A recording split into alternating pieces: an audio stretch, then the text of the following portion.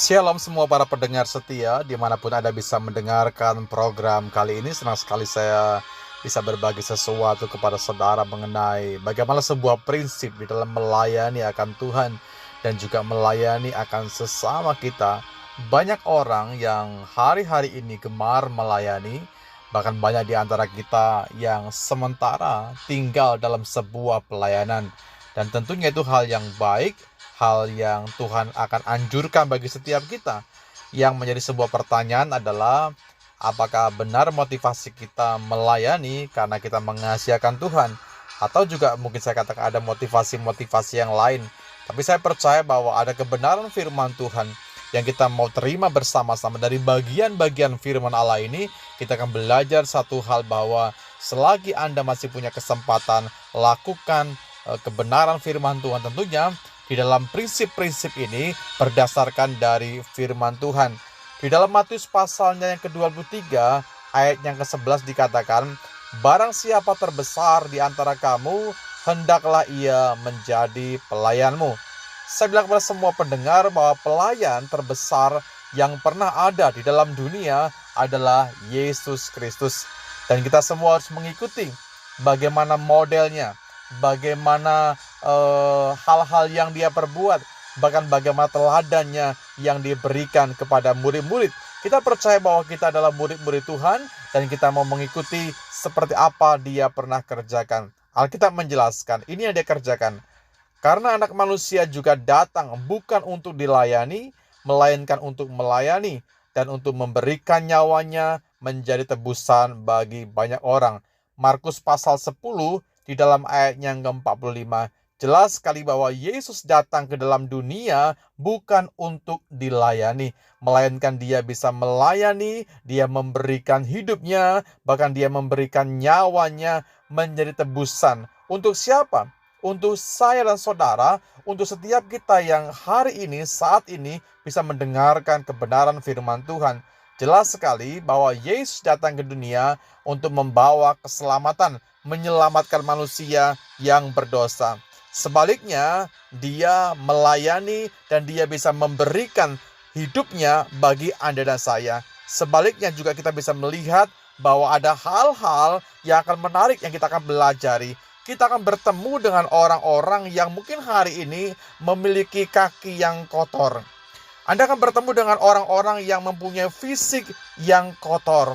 Bahkan saya katakan ada orang-orang yang mempunyai kerohanian yang kotor. Dan Tuhan meminta supaya setiap kita mengambil sehelai kain, ya, melayani mereka, membasuh mereka, bersama dengan mereka, menolong mereka. Itulah model yang Yesus ajarkan bagi Anda dan saya. Berkat terbesar dalam hidup kita datang dari tempat-tempat di mana Anda memilih untuk melayani. Camkan baik-baik, setiap Anda yang Tuhan tempatkan, ya, sesuai dengan porsi kita, dan Anda melayani di tempat seperti itu, disitulah berkat yang terbesar yang sementara Tuhan akan curahkan bagi setiap kita. Pelayanan yang rendah hati adalah jalan untuk menikmati kebesaran yang murni dan benar dari sorga. Yesus mengajarkan hal-hal yang berbanding terbalik dengan apa yang dunia ajarkan. Saya katakan bahwa apa yang dia ajarkan itu sangat-sangat berbeda dengan yang sementara dunia tawarkan. Di dunia, yang mau kita adalah menjadi orang yang terkenal. Setiap kita ingin menjadi orang yang terkenal. Tapi Yesus mengajar supaya kita bisa mengenali orang lain, ya, supaya kita bisa belajar memahami akan sesama kita, belajar mengerti akan kebutuhan sesama kita. Bukan masalah terkenal, tapi Anda mengenal teman kita, Anda mengenal orang-orang di sekeliling kita.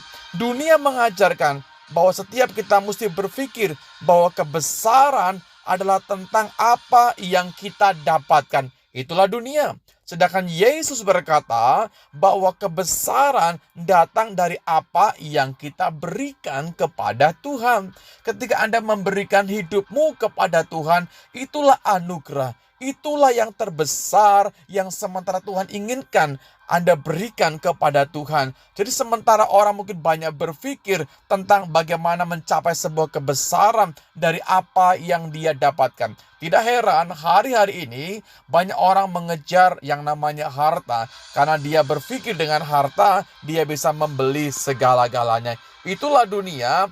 Dan tawaran yang berikutnya, di dunia di mana kita berpikir bahwa keberhasilan adalah tentang apa yang akan kita capai, apa yang akan kita raih. Itulah keberhasilan menurut versi dunia. Sedangkan apa yang Yesus ajarkan, dia berkata, sesungguhnya keberhasilan sejati datang dari setiap pelayanan yang kita kerjakan dengan tulus hati di hari-hari ini.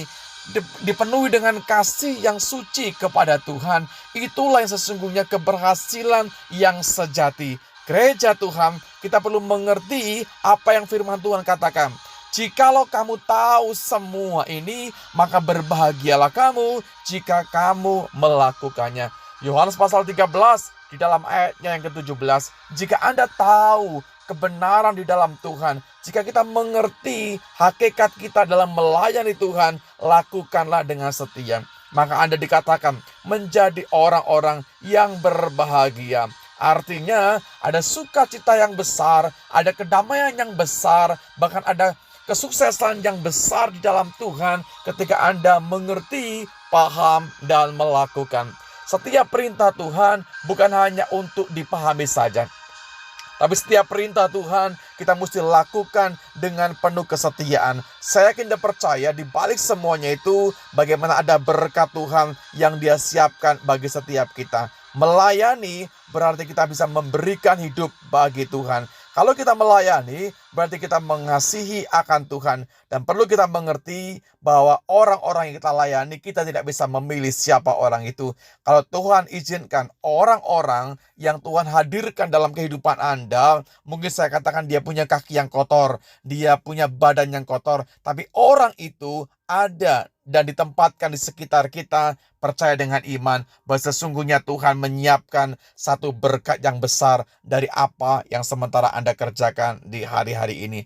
Saya berdoa kepada Tuhan supaya setiap Anda yang bisa mendengar firman Tuhan di saat ini, ada hati-hati yang terbakar, ada hati-hati yang tergerak, bahkan ada orang-orang yang kembali melihat bahwa anugerah terbesar adalah ketika setiap kita melayani akan Tuhan, karena Dia pun sudah mengerjakan semuanya itu. Dia datang ke dalam dunia bukan untuk dilayani, tapi Dia datang ke dunia untuk melayani. Bahkan Dia memberikan hidupnya bagi Anda dan saya. Mari sama-sama kita berdoa.